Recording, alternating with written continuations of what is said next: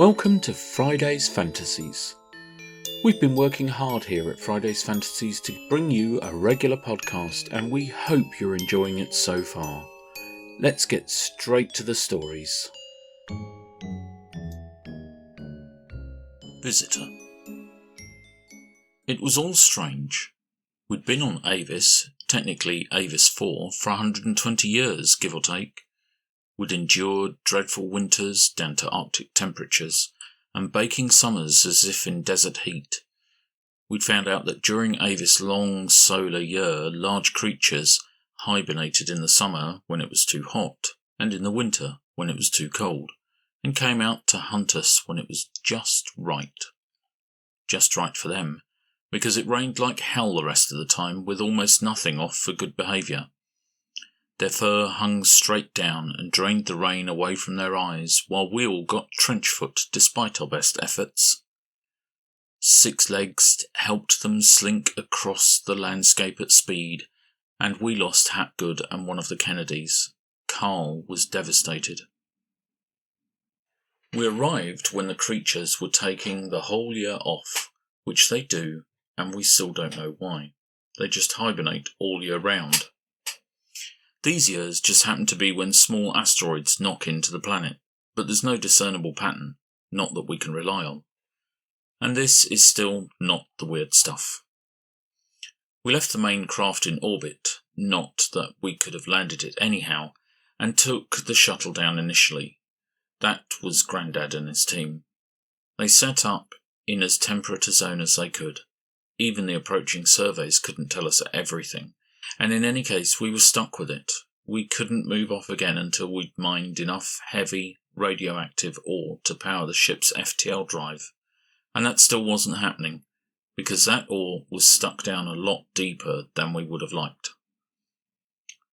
The consequences were that if we were going to change our minds and move on, it was going to take more time. We settled. Avis year is about 2.5 Earth years, so it's tough, but we manage. During our approach, we got a good look, so we knew what we were getting into in the broad sense, and in more detail before we came down, because Cerberus was well equipped to keep us for a long time with minimal reprovisioning, except the ore, which we didn't expect to be 10 miles under the crust. All the other creatures on the planet were about as alien as one might expect, and ignored us largely. A very few dangerous plants, but avoidance was the best tactic with those. And then the flying saucer arrived. The skeleton crew aboard the Cerberus radioed us with the news that something was coming in fast and changing course. Changing course implies steering, which implies control, which implies intelligence. It might have been a probe, so the intelligence might not even have been present. And to be honest, we were not sure what it was, because what came out of the saucer, well, I don't have an explanation for it. I don't have an explanation for the idea that something could just appear in this solar system. In our year-long approach, we'd had a good opportunity to do a bit of a survey.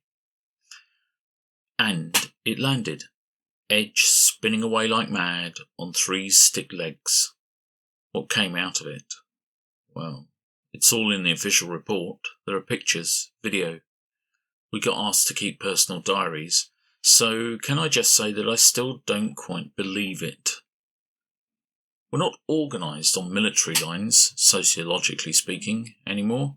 But our society is sort of self-organised into the mayor, some functionaries, and everyone else.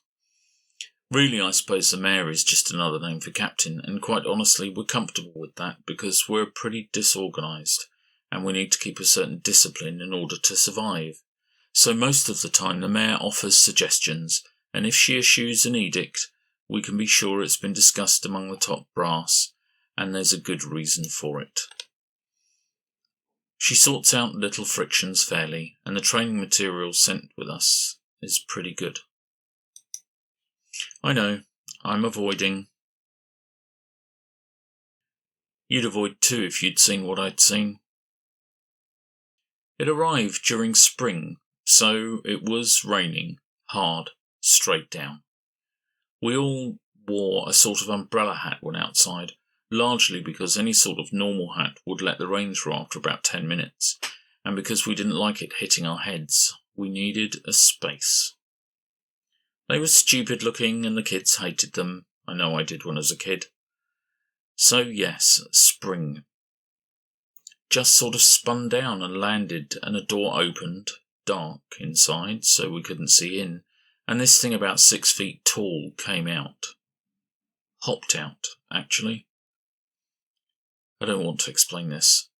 Writing it down feels weird and real. Even just looking at it feels like some sort of parody.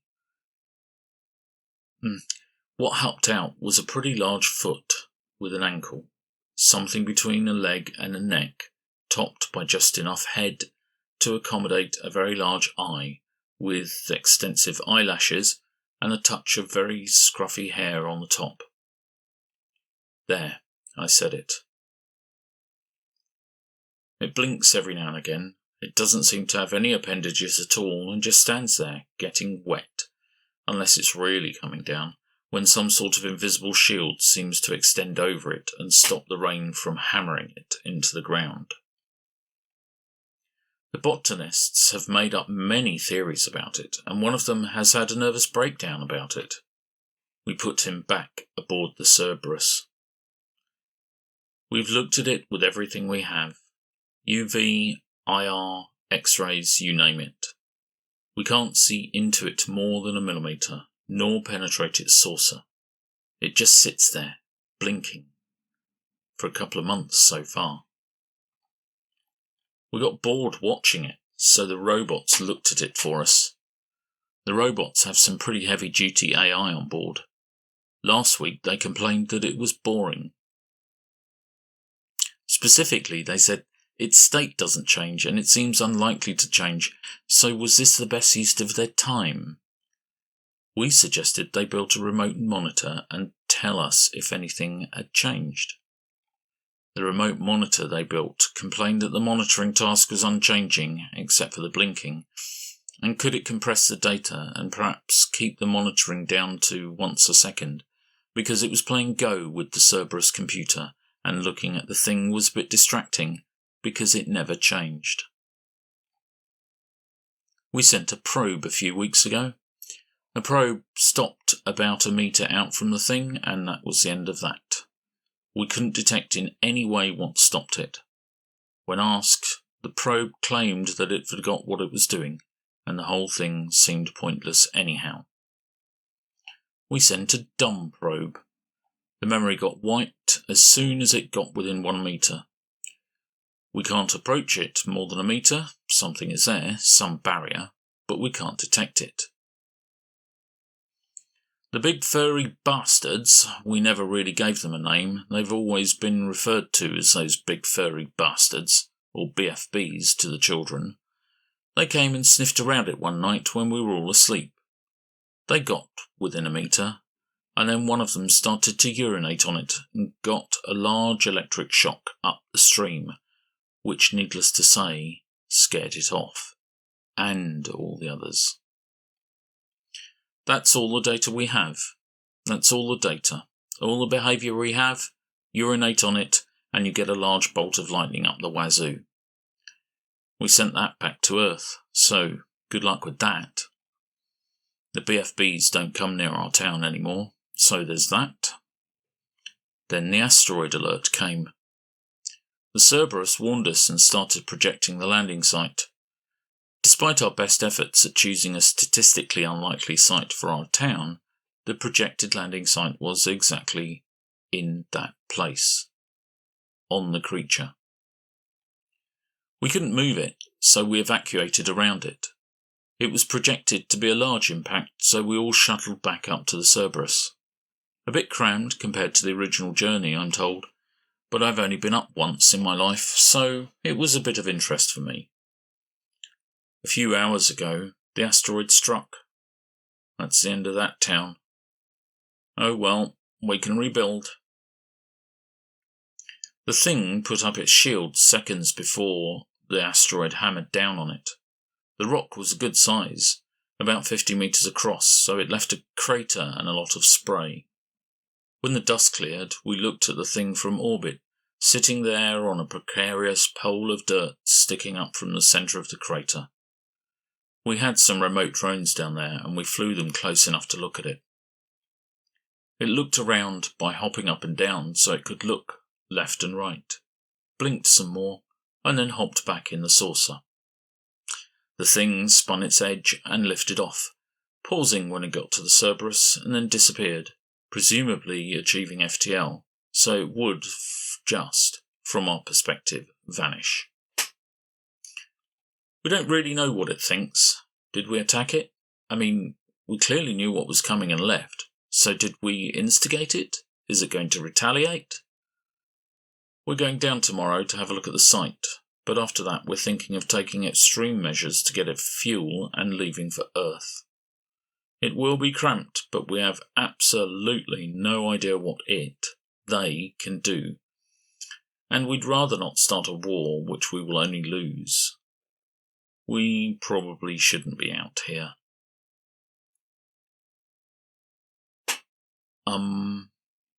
We're not leaving, we're rebuilding. The site visit was interesting to say the least, and humbling. We know now that it understood us, at least to some extent. It certainly knew at least 3 languages, and judging by what it left, we think it knows statistics and metalwork of a kind. We're not ready for the cosmos, that's for sure, but we're here now, so we're staying, at least for now. We sent a message back to Earth advising recall of any further expeditions and asking if we should come home. We'll get an answer in about 30 years. In the meantime, we found the message, engraved deeply in titanium, left on the pole. It was in Russian, Chinese, and English. We have speakers of all of these, so we were able to put it all together. The message came in the form of a review, sitting there in mid-air above the small patch of ground. Natives unfriendly. Aliens present of questionable intent. Hit with asteroid. Possible weapon. 4 of 10. Would not recommend. The music for this episode was by Jazar from betterwithmusic.com, released under Creative Commons Share-alike license. The story was by Friday Jones, read by me, Friday. Critical feedback and support was provided by Hayley Hattle.